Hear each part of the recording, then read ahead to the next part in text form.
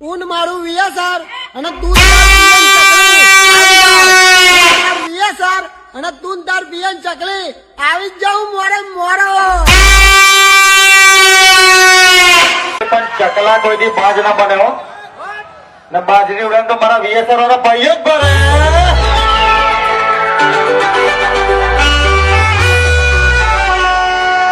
ચકલા થોડા બાદ ભલે યાર